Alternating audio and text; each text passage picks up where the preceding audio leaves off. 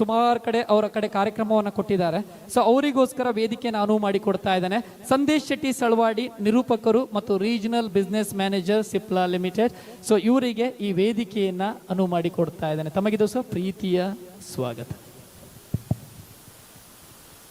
ಎಲ್ರಿಗೂ ಶುಭ ಸಂಜೆ. ನಾನು ಜಾಸ್ತಿ ಮಾತಾಡೋದಿಲ್ಲ, ಯಾಕಂತ ಹೇಳಿದರೆ ನೀವೆಲ್ಲ ಬೆಳಗ್ಗೆಯಿಂದ ಐ ಥಿಂಕ್ 80 ಜನ ಹಾಡೋದನ್ನು ಕುಳಿತು ಕೇಳಿ ಸಾವಧಾನದಿಂದ ಇರಬೇಕು ಅಂತ ಹೇಳಿದರೆ ನಿಜವಾಗಿ ನಿಮ್ಮೆಲ್ಲರ ತಾಳ್ಮೆಗೆ ಒಂದು ದೊಡ್ಡ ಚಪ್ಪಾಳೆಯನ್ನು ನೀವೇ ಕೊಡಬೇಕು. ಯಾಕಂತ ಹೇಳಿದರೆ ನಂಗೆ ಭಾಳ ಖುಷಿಯಾದದ್ದು ಏನು ಕೇಳಿದರೆ ಸಣ್ಣ ಮಕ್ಕಳಿಂದ ಹಿಡಿದು ತುಂಬ ಏಜ್ಡ್ ಆದವರು ಕೂಡ ಈ ಕಾಂಪಿಟೇಷನಲ್ಲಿ ಭಾಗವಹಿಸಿದ್ದಾರೆ. ಜೀವನ ಉತ್ಸಾಹವನ್ನು ನಾನು ಇಲ್ಲಿ ಕಂಡೆ. ಹಾಗಾಗಿ ನನಗೆ ಭಾಳ ಖುಷಿಯಾಯಿತು. ಓಂ ಬ್ರಹ್ಮಾನಂದ ಓಂಕಾರ ಒಂದು ಹಾಡು ಹೇಳಿದ್ರಲ್ಲ, ನನಗೆ ಅವ್ರನ್ನೆಲ್ಲ ನೋಡಿದಾಗ ಅಂದರೆ ಈಗಲೂ ಕೂಡ ಆ ಕಾಂಪಿಟೇಷನಲ್ಲಿ ಬಂದು ಹಾಡ್ತೀರಿ, ನಿಮ್ಮ ಪ್ರಯತ್ನ ಇದೆಯಲ್ಲ, ನಿಜವಾಗಿಯೂ ಕೂಡ ನಾನು ಅದನ್ನು ಅಪ್ರಿಷಿಯೇಟ್ ಮಾಡ್ತೀನಿ. ನಾನು ನಿಜವಾಗಿ ರಾಜೇಶ್ ತುಂಬ ವರ್ಷಗಳಿಂದ ಕಾರ್ಯಕ್ರಮಗಳನ್ನು ಒಟ್ಟಿಗೆ ಮಾಡ್ಕೊಂಡು ಬಂದದ್ದು. ರಾಜೇಶಿಗೆ ಒಂದು ಚಟ ಪ್ರೋಗ್ರಾಮ್ ಮಾಡೋದು ಅಂತ ಹೇಳಿದರೆ ಅವನಿಗೆ ಅಂದರೆ ಅದೇ ಎಲ್ಲರಿಗೂ ಒಂದು ಕುಡಿಯೋದು ಚಟ ಇರುತ್ತೆ, ಕೆಲವರಿಗೆ ಬೇರೆ ಬೇರೆ ಚಟಗಳಿರ್ತದಲ್ಲ, ಅದು ನಮಗೂ ಹಾಗೆ ಪ್ರೋಗ್ರಾಮ್ ಮಾಡೋದು. ಈ ಇದ್ರೊಳಗೆ ಏನಂತ ಹೇಳಿದರೆ ಈ ಕಲೆ ಎಲ್ಲರನ್ನೂ ಕರೀತದಂತೆ ಕೈ ಬೀಸಿ, ಬಟ್ ಅದು ಕೆಲವರನ್ನು ಮಾತ್ರ ಆರಿಸ್ಕೊಳ್ತದೆ.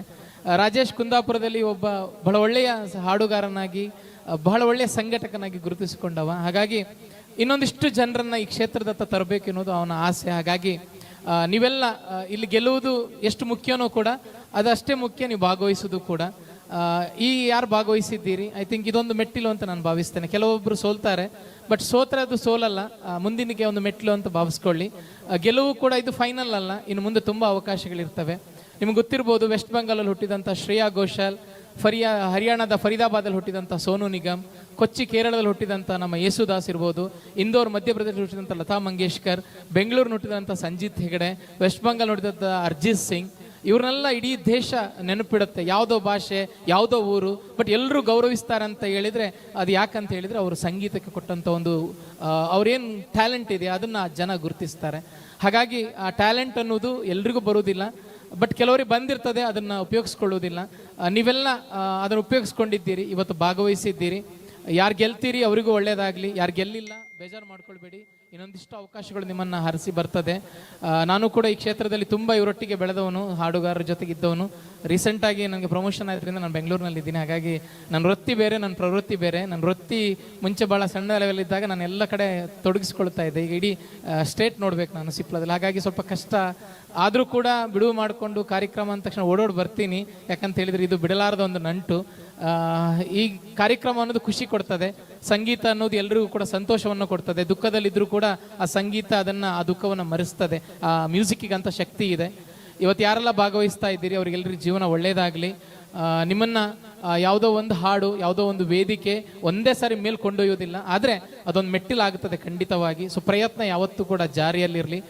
ಒಂದು ಒಳ್ಳೆಯ ಕಾರ್ಯಕ್ರಮವನ್ನು ಸಂಘಟಿಸಿ ನಮ್ಮನ್ನೆಲ್ಲ ಜೊತೆಗೂಡಿಸಿ ಇಷ್ಟೊಂದು ಮಕ್ಕಳಿಗೆ ಅವಕಾಶ ಮಾಡಿಕೊಟ್ಟಂಥ ರಾಜೇಶ್ ಮತ್ತು ರಾಜೇಶ್ನ ಎಲ್ಲ ಟೀಮ್ಗಳಿಗೆ, ಯಾಕಂತ ಹೇಳಿದರೆ ರಾಜೇಶ್ ಒಬ್ಬನೇ ಮಾಡ್ಲಿಕ್ಕೆ ಸಾಧ್ಯ ಇಲ್ಲ. ಗಣೇಶ್, ಮಣಿಕಂಠ, ವಿನೂಶ್ ಎಲ್ಲರೂ ಸೇರಿ ಅವನಿಗೆ ಸಪೋರ್ಟ್ ಮಾಡಿದ್ದಾರೆ. ಪ್ರಕಾಶ್ ಇರ್ಬೋದು, ನನ್ನಂತೆ ತುಂಬ ಜನ ಅವನಿಗೆ ಸಪೋರ್ಟಿವ್ ಆಗಿದ್ದಾರೆ. ಸೊ ಒಳ್ಳೆಯದಾಗಲಿ. ನಮ್ಮೂರಿಂದ ಇನ್ನಷ್ಟು ಮಕ್ಕಳು ಬೆಳಿಬೇಕು. ಯಾಕಂತ ಹೇಳಿದರೆ ನಾನು ಕಾರ್ಯಕ್ರಮವನ್ನು ದೊಡ್ಡ ದೊಡ್ಡ ಕಾರ್ಯಕ್ರಮ ವಹಿಸ್ಕೊಂಡಿದ್ದೀನಿ. ನಾನು ಕರೆಯುವಾಗ ಅನ್ನಿಸ್ತದೆ, ಸೋನು ನಮ್ಮ ಲಾಸ್ಟ್ ಟೈಮ್ ನಾನು ರಾಜೇಶ್ ನನ್ನೊಟ್ಟಿಗೆ ಬಂದಿದ್ದ, ಚಂದನ್ ಶೆಟ್ಟಿ ಕಾರ್ಯಕ್ರಮ ಇರ್ಬೋದು, ಅರ್ಜುನ್ ಜನ್ಯನ್ ಇರ್ಬೋದು, ಎಷ್ಟು ಲಕ್ಷ ಲಕ್ಷ ಪೇಮೆಂಟ್ ಮಾಡಿದ್ದೀನಿ ಅಂತ ಅವ್ನು ನೋಡಿದ್ದಾನೆ ನನ್ನ ಎದುರೆ. ನಾನು ಯಾಕೆ ಈ ಮಾತನ್ನು ಹೇಳ್ತೀನಿ ಕೇಳಿದರೆ, ಬದುಕನ್ನು ಕಟ್ಟಿಕೊಳ್ಳಲಿಕ್ಕೆ ಬರೀ ಜಾಬೇ ಬೇಕಂತಿಲ್ಲ. ನೀವು ಟ್ಯಾಲೆಂಟ್ ಆಗಿದ್ದರೆ, ನೀವು ಕರೆಕ್ಟಾಗಿ ಅದನ್ನು ಉಪಯೋಗಿಸ್ಕೊಂಡ್ರೆ ಲಕ್ಷ ಲಕ್ಷ ಸಂಪಾದನೆ ಮಾಡ್ಬೋದು. ಹಾಗಾಗಿ ಒಂದು ಏಮ್ ಇರಲಿ, ಆ ಏಮನ್ನು ಬೆನ್ನತ್ತು ಹೋಗಿ ಖಂಡಿತವಾಗಿ ಸಕ್ಸಸ್ ಇರುತ್ತೆ. ಯಶಸ್ಸು ಅನ್ನೋದು, ಸಾಧನೆ ಅನ್ನೋದು ಅದು ಸಾಧಕನ ಸ್ವಸ್ಥೆ ಹೊರತು ಸೋಮಾರಿಯ ಸ್ವಸ್ಥ ಆಗೋದಿಲ್ಲ. ಹಾಗಾಗಿ ಸಾಧನೆ ಮಾಡಬೇಕು, ಕಷ್ಟಪಡಬೇಕು, ಹಾಗಿದ್ರೆ ಮಾತ್ರ ಬರ್ತದೆ.